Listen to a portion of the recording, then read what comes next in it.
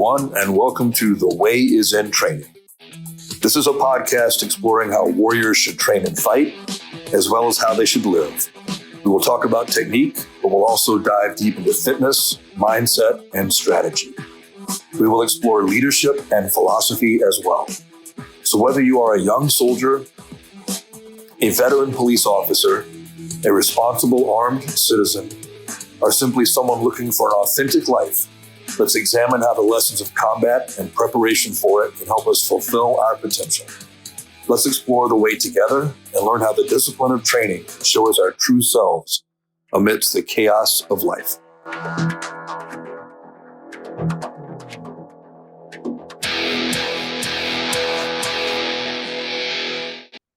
Hey, everybody. On this episode, I've got my good friend, Bob Vogel, who really needs no introduction if you're into shooting at all. But just in case somebody either isn't a shooter and they're listening to this, or they've been hiding under a rock for like the last 20 years, why don't you let them know a little bit about yourself real quick? All right. Well, I'm Robert Vogel. I'm born and raised on a farm in Ohio, and I've been guns and shooting kind of have been my whole life.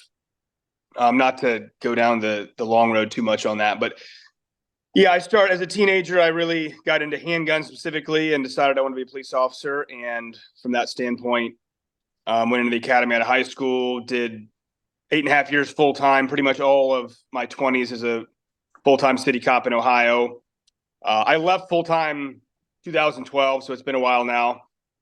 But yeah, ever since then, I've been teaching people to shoot guns fast and accurate for a living. I got into competition when I was, a late teenager, IDPA, USPSA, and really just devoted my life to it, really. For the first 5 to 7 years were mostly hobby, but I built up and was winning some state championships and ended up nationals and worlds and whatnot. It just kind of slowly got to the point where I did it for a living and people were asking me to do classes in that route, which was never really my intention. My goal was to be a champion, but the classes then kind of came along. And so, I've been doing that for some time now. I got my own private range in Ohio. I do a lot of private stuff here, and then I'm kind of all over the place teaching different classes. But in short, that's what I do. That's a pretty humble introduction. In case anybody doesn't realize, I think you've won everything there is to win at least once.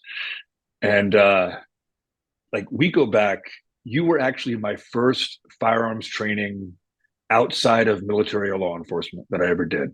I came out to your range with that was when you came to my friends. place. Yep. First time. Yeah, I remember that for sure. Yeah, and that was that 2017, 2016? It was probably, I would say, at least that far back. I can't remember exactly, but it's going on 10 years for sure. Somewhere in there, pretty close. And I think I've trained with you quite a few times. Four or five times since then too. Yeah, so I'd say probably at least, thinking maybe 5 or something altogether. Yeah. So you're famous for your consistency, right? Like that's the thing that everybody always talks about is how you just don't seem to make mistakes, right? I made mistakes, but I suppose looking at when I've won what I've won, it was more, I do feel it was more because I was consistent than I was especially fast or anything like that. So that, I guess I've maybe known a little bit for that. So what in particular do you think about your training, man, has enabled you to build that huge level of consistency? And this is something I really want to ask you about, because this is I've gotten now to where my highs are pretty high, right? Like I can do some pretty good runs, but I'm still trying to find that. I'm still trying to get rid of the valleys, I guess is a good way to put it. You know what I mean? Get it to where it's consistently 90% of my best. So how did you accomplish that? What do you do? I mean, I've thought a lot about that. I don't have any real too specific answers, but I mean, number one, it's just, that's what takes the longest to develop is the consistency thing. I feel like within a year or two, I got to the point where I can do this stuff to a high level and shoot these drills at this time. I'm capable of doing that, but it took quite a bit longer. I feel like more like 5 to 7 years before I felt like I was just another level of consistent. And I still screw up like everybody else, but I think so. It's a time thing. And then I also feel just like, I guess I feel like my style, like with my grip and my stance or whatnot and different things, I feel it's more of a gross motor skill style, which is easier to do consistently and under pressure more. I feel like just some styles are maybe faster, but a little bit harder to pull off consistently. Like when you're nervous, when you're under pressure, and nobody wants to be there, but it happens to all of us. So I don't know, that's I guess what I've thought. Then again, who really knows, I guess, what it is. Maybe it's just something that by nature I just happen to be a little more consistent most of the time than some other guys. And I'm saying that it's because I can still think of plenty of times where I wasn't that great. But overall, I look back, I guess I was, fairly consistent compared to most people. So. Well, I think your nickname was the Vogeltron because everybody thought you were a machine. So that probably speaks to consistency, right? That probably came from one of those Terran videos or something. Yeah, I don't know where that came from, but I'll take it, I suppose. Oh, dude, I got to ask you, man, because we're talking about Terran. Tell me about the hip shooting on the plate racks because that was insane. Yeah, I mean, Terran's good at that, man, for sure. I don't know how much he's practiced that before. I'm sure a lot. I mean, I knew him for quite a while before I ever really saw him do that. And I've really it's been a while since I've been out there, so I really haven't seen him do that stuff that many times in person. But I mean, he's good at it. You did it too, though. Like you rocked it too in that video. I did try it a little bit, yeah. It's not. I want to say it's not as hard as a lot of people think. I don't think most people have tried that, really. And I it's not like you're just going to pick it up and do it, but if you're a good shooter with a good index, just fundamentals wise, I think most guys would probably do a little better than what they think they would if they tried that. You're never going to be super consistent at distances and stuff, but it is kind of amazing the things you can pull off sometimes if you just go for it. Great. Now I got to go shoot plate racks from the hip. Thanks, man. Yeah, I've rarely tried it myself, but I do think I did some on a couple of those videos. So I think too, like I think sometimes, and tell me what you think. I think sometimes stuff like that. Like I was doing one of these yesterday, and we were talking about recording another podcast yesterday, and we were talking about how there's training value sometimes in things outside of their likelihood of use and application. Yeah. You see what I'm getting at? Like sometimes pushing yourself to do weird things can make you better at the stuff you actually do have to do. It can give you ideas or a different way of looking at stuff, or kind of educate that computer in your brain a little bit differently so that it can understand things better. Maybe. I don't know. What do you think? Yeah. I think there's a lot to that for sure. And me, I mean, having done this primarily in life since I was a teenager for over 20, probably really 25 years. You got to try different things because the same stuff does kind of get old. So I find myself in the last 5 years, especially, really just wanting to kind of experiment with just different whatever exercises or things, even if they're not really practical at all on the face of it.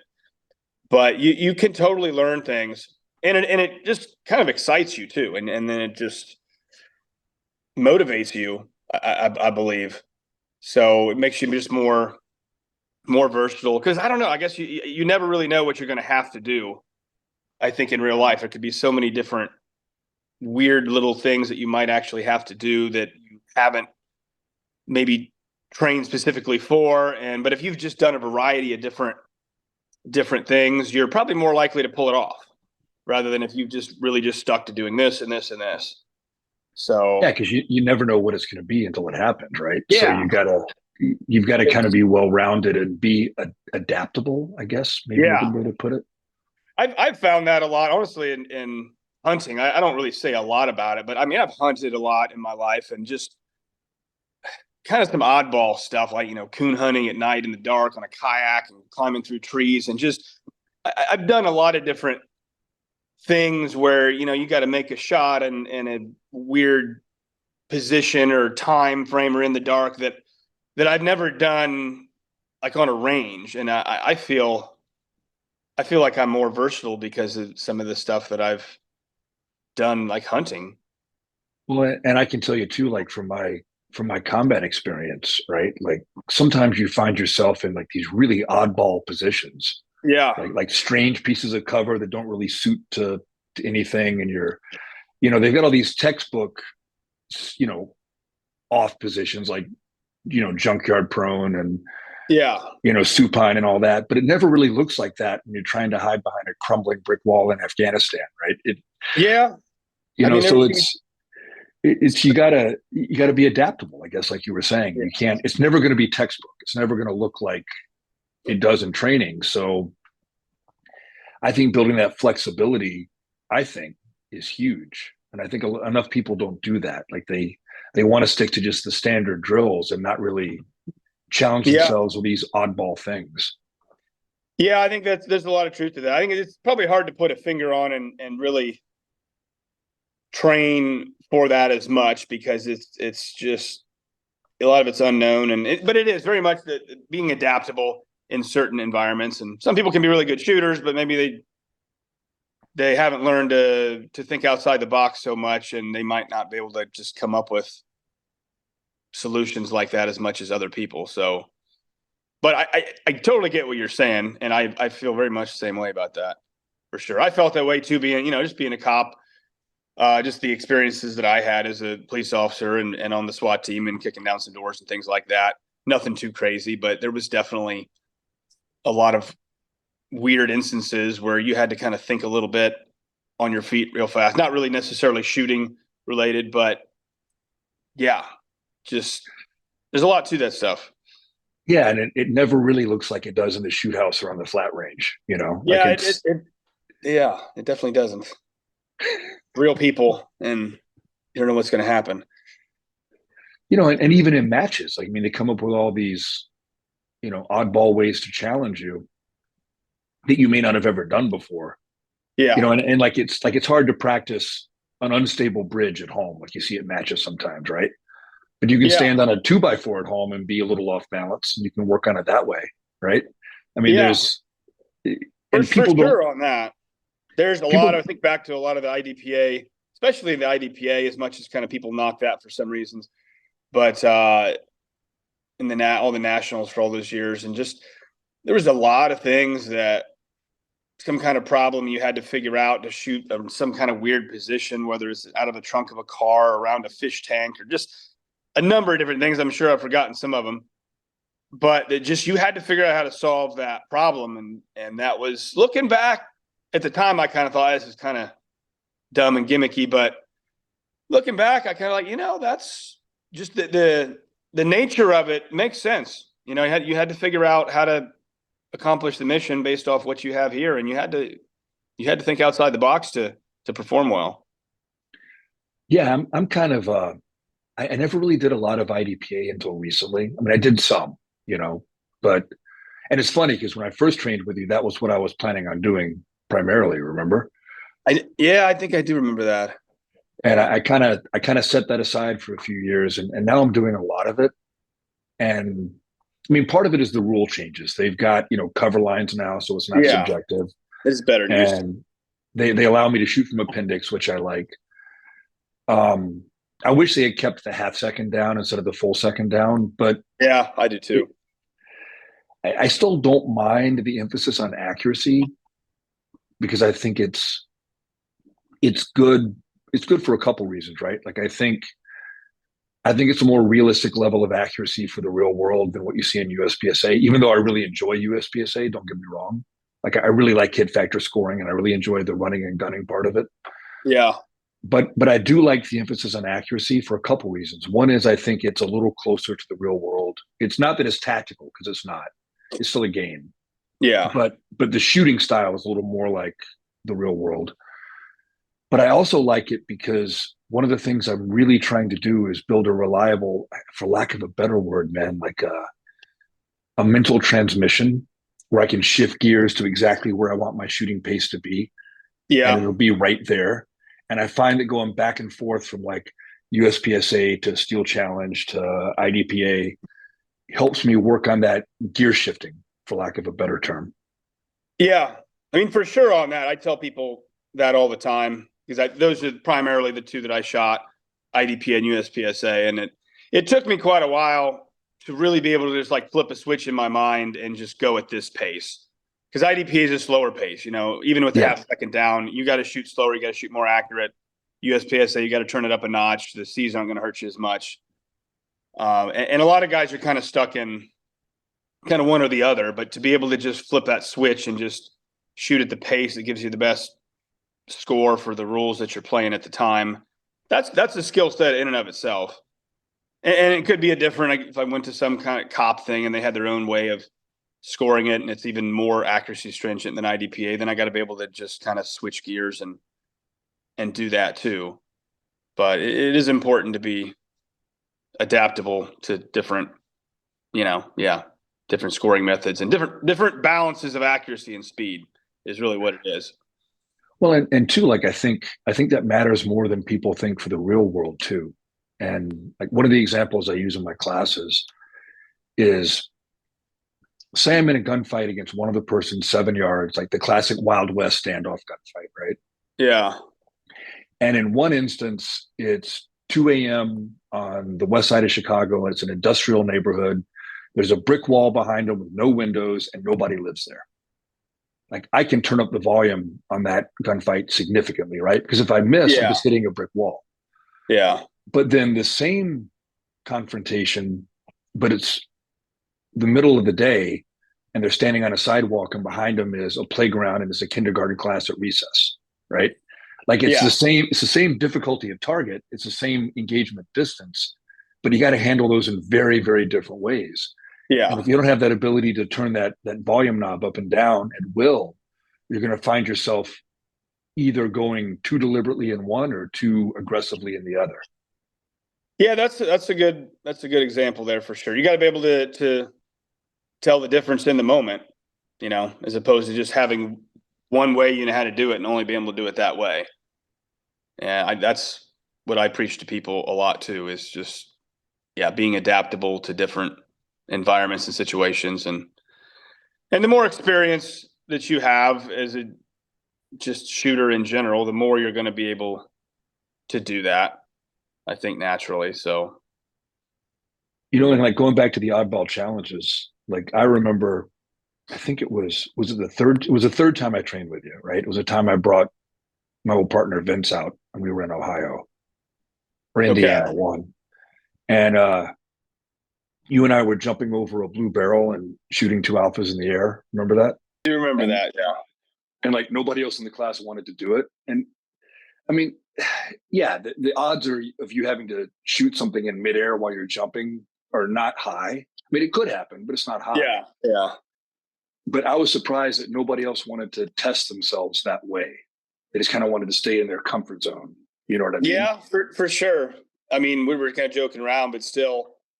And I guess I could see it. Some of the guys, just older, heavier set, not athletic. They probably knew they couldn't do it anyways. But I don't know. I always like challenges like that because you learn what your capabilities are when you do stuff like that. Like within reason, I was pretty confident that even if I didn't do it, that I wasn't gonna, shoot myself or like really hurt myself. I might have kind of looked dumb, but I guess you probably have a certain amount of confidence that you weren't gonna have that happen. But to me, that stuff kind of excites me. Just something different like that. To other people, I don't know. I guess maybe it doesn't, or it scares them, or whatever. But yeah, I don't know, man. I just like testing myself. You know what I mean? And if it's something I haven't done, I want to see if I can do it. And if I can't do it, I want to figure out why I can't, make it so I can. Yeah, well, that's exactly the same with me. Testing yourself, challenging yourself, and that's kind of what makes life interesting in large part. So what what is your training like, and how has it like evolved over the years, man? Like how did you train earlier on, and has it changed? Are you doing different things now? Did you do different things as you progressed in competition? Like, what was kind of the learning curve there for you? I mean, from the beginning, it was, I could probably go down the different rabbit holes on specific things, but from the beginning, I started competitive shooting, and I wanted to I recognized, like, skill wise, like, man, I could be a master, an IDPA, the highest at the time, or I could be a grandmaster. And I saw the possibility of that from the beginning. And so I chased after that really hard, and I got it relatively early. So my first year or so to 2 years, I was definitely more into all the drill stuff. How fast can I shoot a bill drill or an El Presidente, or how fast can I draw and reload and shoot all these classifiers, and was trying to make master and grandmaster. And then I did. And then the big change for me happened, I guess, after I did that, after I made the highest classification. Then my goal changed to wanting to win matches. And that's when I started to be like, okay, well, what do you do in matches? You get all this other stuff, movement and stages and swingers. And that's when I would focus more on that. And it probably have most of my practice replicating some kind of a stage skill, which just didn't have to be anything fancy, but something that involved a few positions and some movement and a variety of targets, and just doing that, being able to blend a lot of things together rather than mostly just standing in one spot and drawing and shooting. So that was really my focus for a lot of years. Now, the last couple of years, since I've really, for the most part, kind of stopped competing hardcore like I did, I don't do as much of that as I used to. The movement stuff, that's the only thing I really don't do now as much. I do some. I mean, my knees are shot. I have some excuses and stuff like that, but I'm not doing as much of that as I used to, as much of the running around and fast paced movement stuff. And I'm kind of doing more of the static shooting, but I still, and I bounce back and forth a lot between the IDPA type scoring method and then, hit factor scoring. And I'm still very much doing that kind of shooting all the time. Yeah. Just minus as much of the movement stuff as I used to. And then I'm always looking for other challenges too. Just different, I don't know, anything, whatever I might see online that somebody does, or the one that a couple of months ago, which is kind of it was one where you ran 100 yards and had to stop and shoot. I think Matt Pronka had it on there. Yeah. That was like, part of me, like, I'm going to blow my knee out on this, but like, I really want to try that. So something like that. It was just something different I hadn't seen, that I went out and tried and did. And so, yeah, to me, that's the kind of stuff that probably excites me more than anything nowadays. I love telling the story about when I asked you to beta test my challenge drill. Oh, yeah. And you shot it 3 times back to back clean. And you sent me the video, and I'm like, I can't shoot it 3 times back to back clean. It's my drill. I was feeling really good that day. I remember just feeling it, and that idea popped into my head. Like, I'm just, I don't know. I might have done it once or twice before then, and thought, okay, I think I can do this. So, but yeah. But that kind of goes back to that consistency, right? Like in building that and being able to exhibit that consistency on demand. Yeah, and it depends on and at what level too. I mean, I tell people all the time that when I shoot, like when it counts, or when everybody's watching or whatnot, I'm doing it at 90%. And I screw up at 90%, but I screw up way less at 90% than I do at 100%. Now 100% is just, you're going all out, and it's very hard to be consistent at that pace. So, yeah, I mean, ideally you want your 90% to be somebody else's 100%, and then it's hard for them to beat you if you can do that. Yeah, and and you know this because we've trained together a lot, right? Like that's been one of my struggles, right? Is because of my personality type. It's so hard for me when I'm trying to exhibit skill to dial it back to 90%. Yeah. Because I'm so aggressive by nature that I just tend to just go full send. Sometimes it works out, but usually, it's like the joke I make about it is in my head, I'm going to burn this down. And behind me is the ghost of Morgan Freeman saying, but in fact, he did not burn it down. Yeah, that's a good one. Yeah, that's a very hard thing to put your finger on, that 90% of that consistency, to be able to just kind of know and feel in your mind like, okay, I can do this. I'm just going to smooth here, and I'm just going to, and put up a decent score and not have some major catastrophe happen, as opposed to being like all kind of tense and on edge, and then you might pull it off, but you're rolling the dice. Yeah, screw it up. Yeah, something I've been trying. Tell me what you think about this. Give me your advice on this, because like in training, I've been able to do 90% kind of whenever I want to, right? But then like at a match or whatever, I have an issue keeping myself at that. And I kind of, for a long time, I felt like if I could just do it consistently at 90% in training, that would carry over. But in training, you don't have that stress. There's not that added stress. So what I've tried, and I just stumbled onto this last week, actually getting ready for an IDPA major. I came up with the idea of intentionally on my reps, like intentionally pushing on a rep, and then the next rep pulling it back, so that in my mind, I can learn to pull it back when I feel that way. What do you think about that? You think you're saying in practice, like you saying doing something for the first time, like faster, and then the second time? Well, no, just like alternating. So like do a rep where it's like 90% and kind of get a baseline, right? And then intentionally go balls to the wall on the next one, which is not what I want to do in application. And then on the rep after that, dialing it back down, so I can learn mentally to turn it back down when I start to feel that urge to go, Yeah, I mean, I'd say there's nothing wrong with that, because you do have to practice, going kind of normal pace versus, okay, I'm going to push it here versus maybe I'm going to dial it further back. So definitely going back and forth between those would be good. I've always said myself, even in practice, even if I'm by myself or if I'm not by myself, the first run is always like match pace run, even if it's nothing to do with match. And if I shoot it solid, then the second run I'll turn it up. Now, if I don't shoot it solid and I really kind of screw something up, then I'll do another match pace run. And I have to get it to where it doesn't have to be my best ever, but it's got to be like acceptable. Like, okay, I didn't really have anything that stood out there. And so that's usually how I operate. Like what I was doing before was I was doing a match pace run for the first run, and then turning it up a little bit each run until it broke, and then staying there and trying to figure it out, and then ending it out with a match pace run at the end.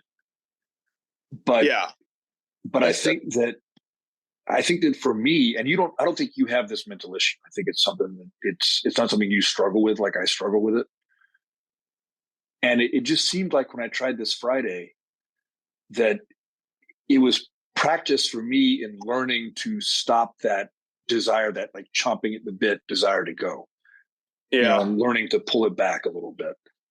I don't know. We'll see if it works. I'm gonna try it for a while. A lot of it depends on the stage too, man. Because there's stages where you can afford to push a little bit because they're not really that dangerous, right? And then there's other, the other ones with the harder shots and the tighter partials, and if you're going down to the last round or something, or if it's just a disaster, more of a disaster factor exercise or stage, those are the ones you really can't do that on. You shouldn't do that on. Yeah. So you got to be able to tell the difference between those two, but a lot of variables there. Yeah.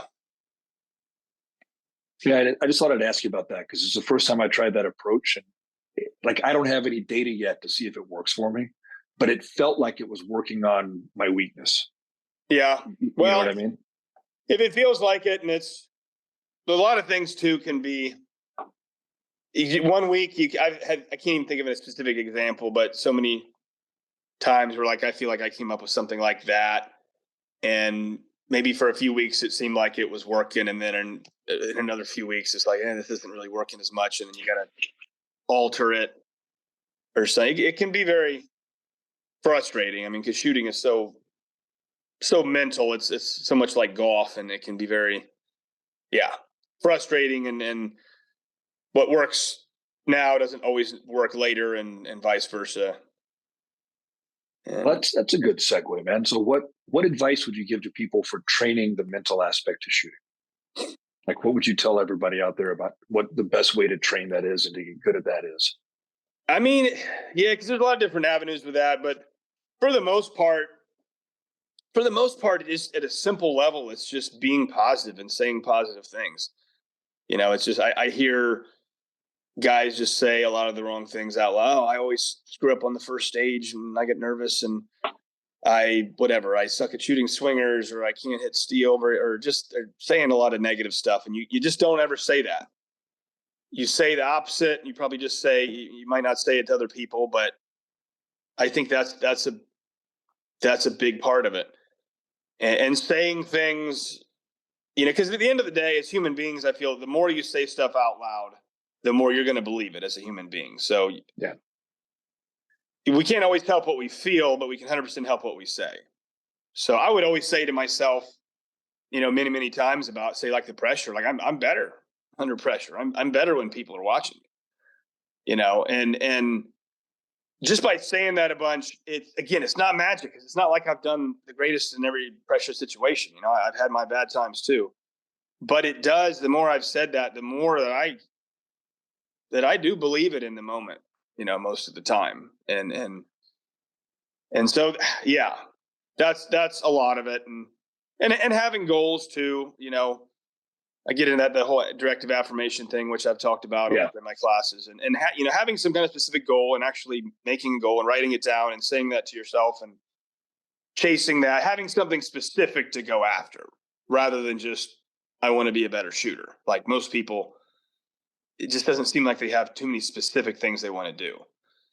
So, and their goals aren't quantifiable. Like I notice that all the time. They're like these nebulous, I want to be competent, or I want to be better than I am now, or I want to be, but it's not like I want, specific things. Like I want a 1.25 draw to a 25-yard open target, or I want, my transitions on an El-Pres to be under 0.3, or, they don't have these specific, something that's tangible, things. Specific, quantifiable. Yeah. That I'm big on that stuff for sure. I think some people, maybe they just, I don't know, maybe it's not in their nature to do that, or they want to, maybe they're afraid of not doing it too.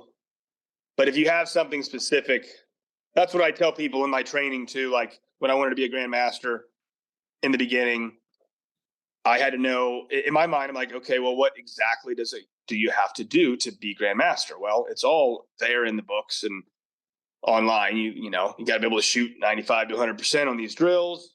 And so then I would print all this stuff out, take it to the range, set it up, and shoot and see exactly where I was at. And then I could see, okay, if I want to be a grandmaster, I've got to be able to shoot this thing a second faster, or whatever it is, or with a few more points. And then I could see exactly what I had to do.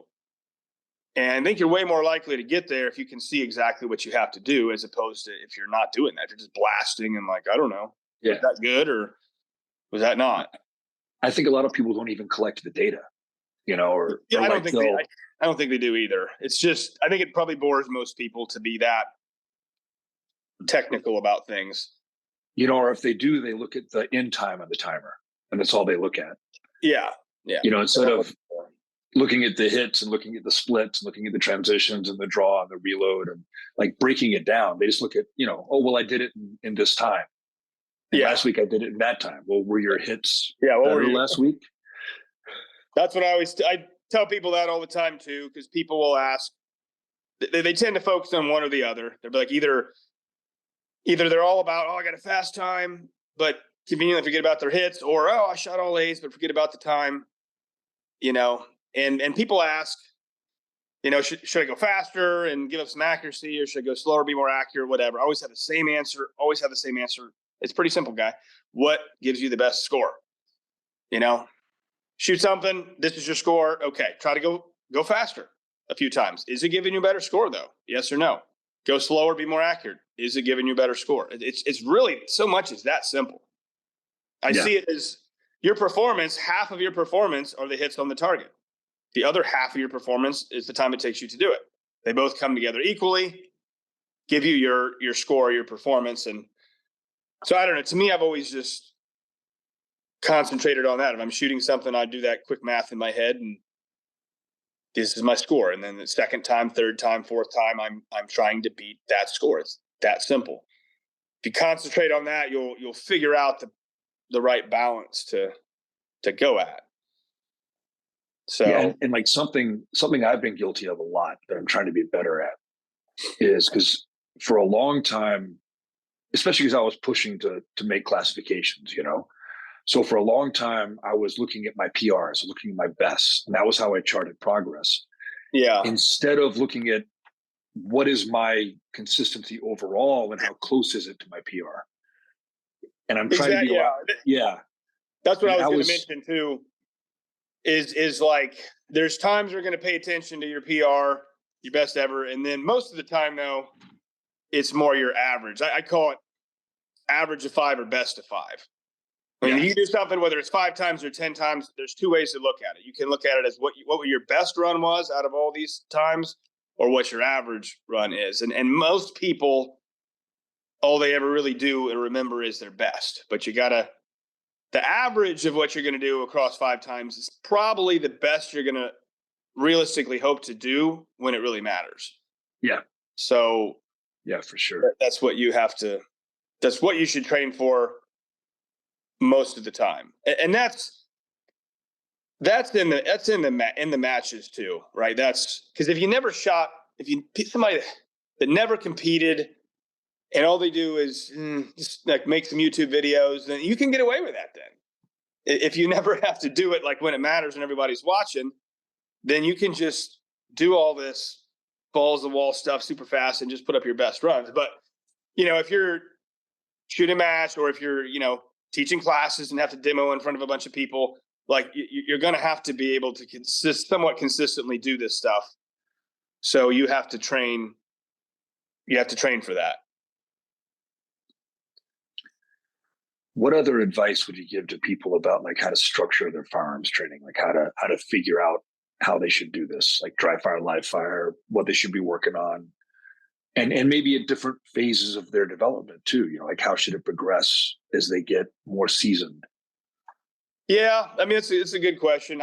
The first thing I always ask people is, what are you trying to do? Because to me, there is a big difference between the guys that are not going to compete. They're going to want to pass all these quals and get these patches and coins, which are mostly just kind of standing and shooting, and there's nothing wrong with that. But like if that's all you want to do, then you can kind of forget about all this crazy movement, swinger stage stuff that you got to be able to pull off in matches.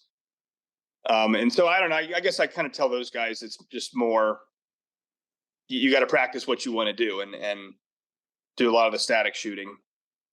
But for the guys that are more into the matches, they got to do more of that type of stuff. Overall, like the lower somebody is in skill level, the more they should just practice on the skill shooting, like draw all the fundamental stuff. And then the better you get, the more you're gonna into what I call the functional training with the movement and the stages and putting all that stuff together. So it varies with different people, because some guys have a higher degree of skill, but they're not very consistent. Other guys are actually pretty consistent, but their skill level isn't that high. So then it's going to be different for those guys too. But for the most part, in short, you have to replicate and practice what you are training for, what you were trying to, as much as you can. That would be the main thing I would say. Like, because that's, if you look at, I never really did it, but Steel Challenge and Bianchi Cup, like most shooting sports, like those are ones where you do the exact same thing every single time. If you're training to do that, then the best practice is to do that, and really just probably to about almost only do that. Because that's why those guys that do that they go out to somewhere where they have the exact same setup and they're just doing that over and over and over again. And they're just trying to become robotic about that. Versus that's kind of why I like the IDPA and USPSA stuff, because you couldn't totally prepare for it. You didn't know, no matter what, you're going to go there. This is going to be made up by somebody else the day before. You're going to have a few minutes to figure this out. Your ability to think on your feet is tested more. So you can only prepare so much. But still, like you would, I mean, my main practice for the matches would just go out to my range and just throw up a bunch of targets and then just sit there and kind of look at it and like, okay, I'll put a box here and a wall over here. And then I'm just replicating kind of a stage. I'm going to draw, I'm going to go over here and shoot these, reload, go over here, shoot these. And in my mind, that was the closest representation to what I'm going to actually have to do at a match. So that's most of what I did. Now I would, after, if I was having trouble with a specific part, or maybe after I did a little bit of that, then I might do some kind of specific drill or whatever, plate rack or bill drill or something more standard. I would always do some of that, but most of it was just stringing things together.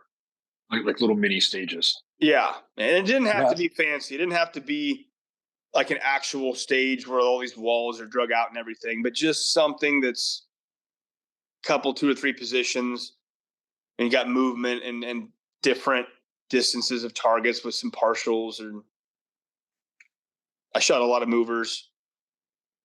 I didn't think a lot of people did. Would you run it different ways, like with the same setup? Like, would you maybe start here for a few reps and start there for a few reps and go in the reverse order? Or... Exactly. You can have it set up, and then I would probably do it at least 2 or 3 times. I mean, if I did it and I really felt I nailed it, I would just do it twice, and then I'd change it up or go left to right, right to left, and if I didn't do it, I might do it 5 times. The idea was to do everything until I shot my potential on it, and then I'd probably change it, and you can kind of make a whole practice session out of that. And if I had a problem in a specific part of it, then I'll just do that specific part. I'm just going to do this array, these 8 rounds or whatever it is. But I would always do it all together first. Right. Because that's what you would have to do in a match. And then identify any weaknesses and work on those in isolation, then go back to combining everything again. Yeah. As opposed to the other way around. I think a lot of people might do it the other way around, where they would just isolate it first and then put it together. Well, it's going to be easier then, because you've already done it. You're already warmed up. You've already done it separately. Because there's nothing, there's a lot of, at a match, especially, it's the first stage, if you're even the first one and there's all this crazy targets everywhere and you got to have it down. And that's a lot to do sometimes. And the end of the day, you have to practice that if you want to be good at it. You got to be able to do it on demand. Cool. Yeah. That's it. And if you think about it, man, I don't think you're ever really warmed up in a match, because you've got enough time between the runs on the different stages that, you're a little more warm with your shooting than you were before the first stage, but you're not truly warmed up either. You didn't just get done shooting 200 rounds and then you go do the stage. Yeah. It's, for the most part, it is hard to perform in a match at the same level as what you're capable of doing in practice when you're just feeling really good. Now, there are times when it just, for me, when it really came together and I was just really on and I really felt it, and I feel like I shot as good in a match as I could have ever in practice. But if I'm being honest, overall, like, you kind of had to take a little bit back from what you knew you were probably capable of in order to just put up a solid score. Yeah, and avoid those mistakes. Not have some disaster happen. But you got to be able to feel that in the moment. So here's a topic for you that I'm curious about. how do you feel that your competition training helped you as a policeman?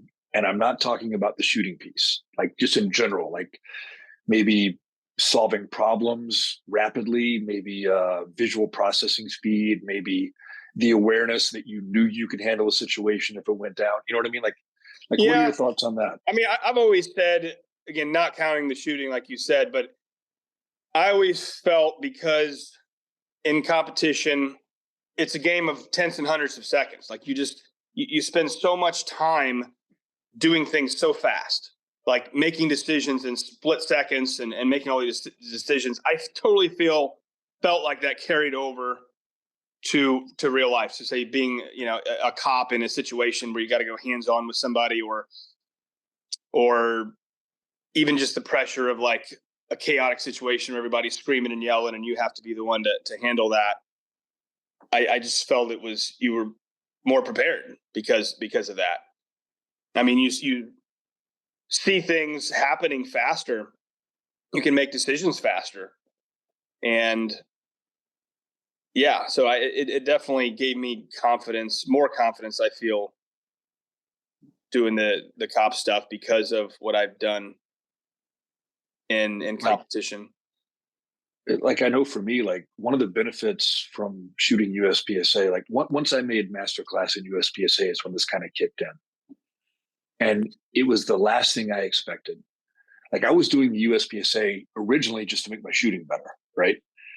And then I got into it as a sport. So then it became like my pastime, and I was doing it for both reasons, for the love of the sport and also because I knew it would make me a better shooter than I'd ever be otherwise. Yeah. And I never expected it to help me with like CQB, for instance, because it's so different. The movement's different, the priorities are different. But I found that once I made M, CQB all of a sudden seemed incredibly easy to me because it seemed like everything was at this lazy pace. Yeah. That's exactly what it is, I think. Yeah. It's a speed thing. Yeah. And I was used to going so fast now that CQB speed was like nothing. Yeah. And you watch guys that's the only speed they ever go at. And like they're redlined. Like that's the end of their volume. They can go. Yeah. Yeah. And I think that's a benefit a lot of people underestimate. They don't really give it any credence, I think. But I know for me, it was really true. Yeah. And I've heard a number of other people say that exact same thing. It's a very good way to describe it, but that's exactly it. Because, say USPSA, you get used to doing this stuff at a faster pace. Now, yeah, you're doing different stuff, but you're doing it at this faster pace, and you're learning to think faster. You're just learning to think faster, make decisions faster. And now you got to go back over here, and okay, you're going to do things a little different, but now it's like your brain works faster. And now, you have more power in your mind to make these decisions and figure these things out under these time constraints. And it's like you have more bandwidth. It's like your computer got more RAM. Yeah. I feel that way really just even from say USPSA to IDPA. I shot IDPA for a year. First is the only thing I did. And then after that, I shot USPSA for only a year. And then I went back and I shot both. But when I got used to going at that, say, USPSA pace, it was much easier to snap back into that IDPA pace, even though I got to do things different. I have to do this. I can't do this. I got a penalty for this. But I'm taking 10% off my speed. And just taking 10% off my speed, man, I feel like I'm so much more in control and that I can kind of control what's going on. And I almost feel in a way like some of the, say, CQB, I don't know, cop SWAT team stuff that I did. I felt like that was like another 10% slower than IDPA. Yeah. Maybe more. Easily, maybe 15% more. So then you have even more time to do what you got to do and make these decisions. So, it's just, if you can go fast, if you train to go fast, going slow is easier, but it totally doesn't work the other way around.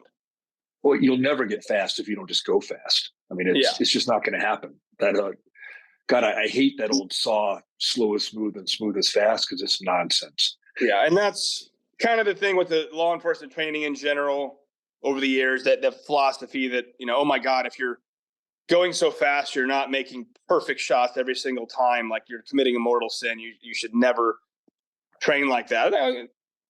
I get the idea, but you're only going to get so good. You're only going to get so good if you don't at least occasionally push past your limitations and it's easy to say that when the targets aren't moving and going away either. Yeah, and I kind of feel too like this kind of goes back to what we were talking about earlier about doing things that are out of your comfort zone in practice that you may not do in the real world, but they help you for the real world, right? Yeah. Like chances are you're not going to need to do a bill drill in under 2 seconds in the real world. Like it's just not going to happen. Yeah. Most likely. They're outliers, but most likely you're not going to need that, right? Yeah. But if I can do that, then when I'm slowing my splits down to 0.25 so I can make decisions, how comfortable does that feel when I'm used to going 0.17, 0.16?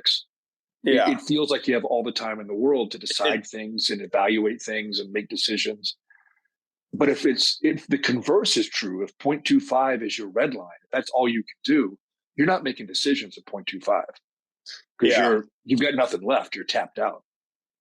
Yeah, I mean that's exactly it. I always felt like on the shooting side of all that, whatever kind of SWAT challenge or training that we had to do, I just always felt like that. Yeah, that was easy compared to the competition stuff. So you're going in there and you just feel to yourself like, man, yeah, this is like, I can easily do this because I'm used to doing this quite a bit faster. And level of confidence, level of comfort, it's a good feeling. And most of the other guys, and they're not there, right? They're having trouble because and that brings up another good point, man. That brings up something else that's good. It has long been my belief that most of what looks like excessive force to civilians from law enforcement is actually a lack of training on the part of the officer. They're acting in good faith, but they want to go home and they don't feel confident in their ability.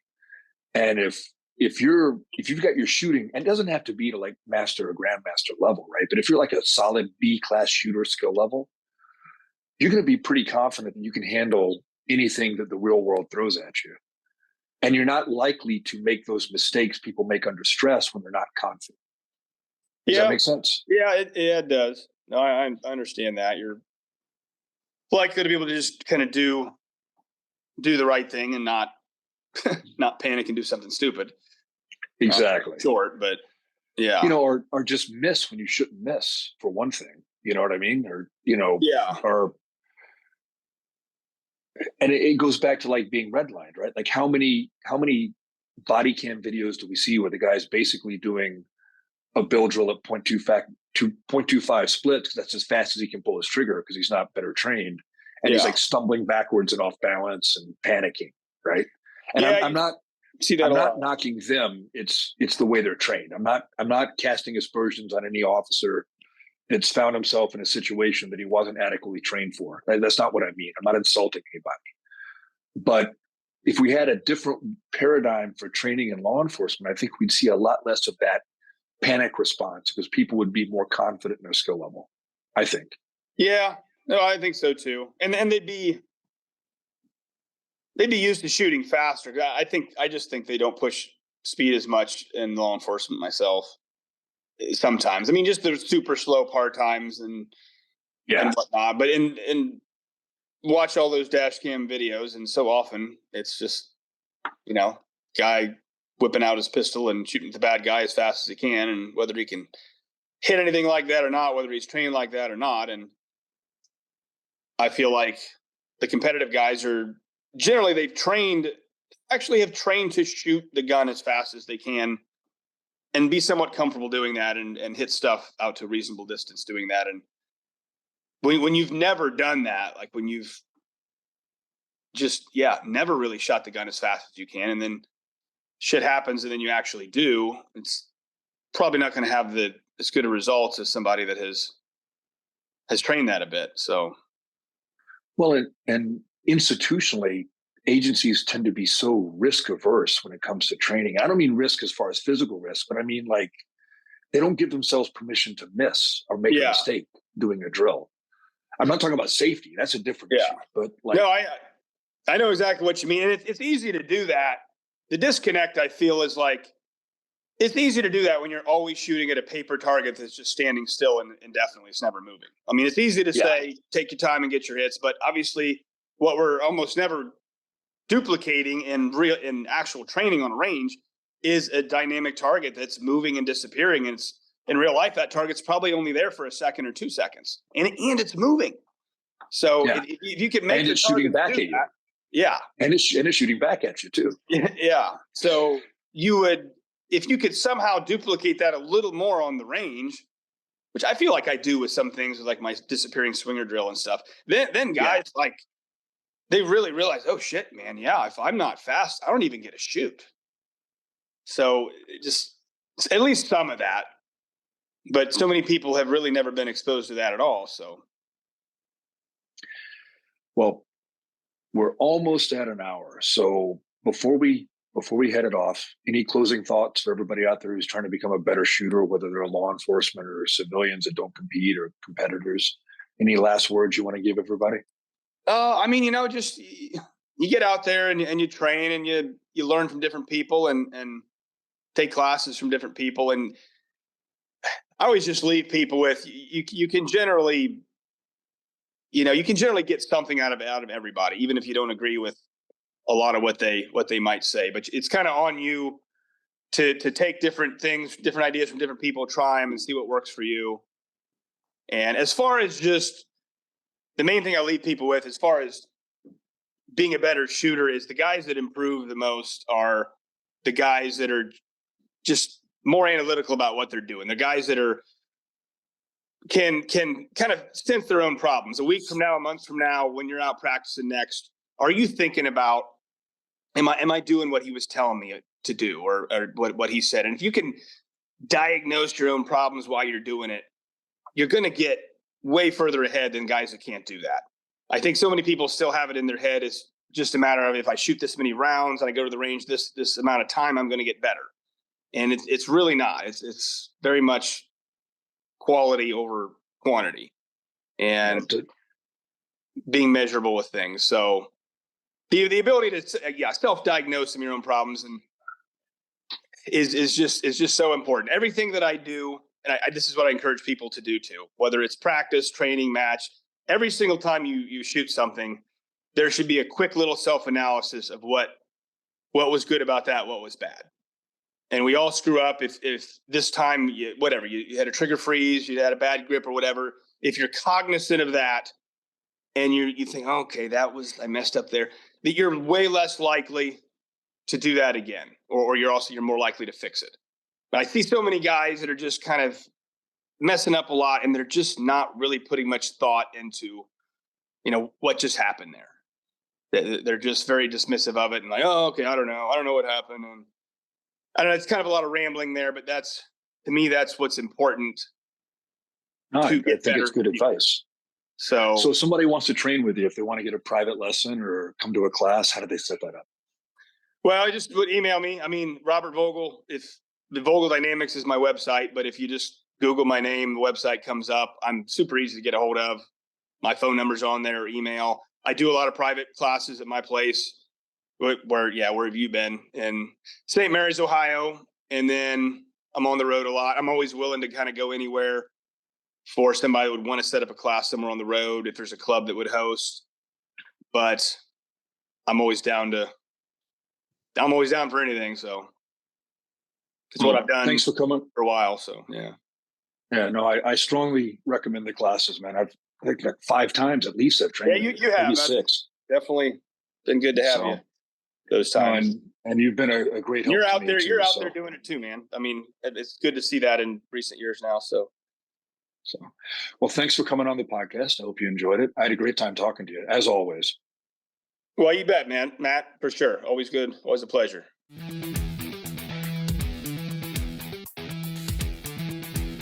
Thanks for tuning in, everyone. I hope you enjoyed this episode of The Way is in Training. Please come back again as we explore how training makes us better at our craft and better in our everyday lives. See all of you soon.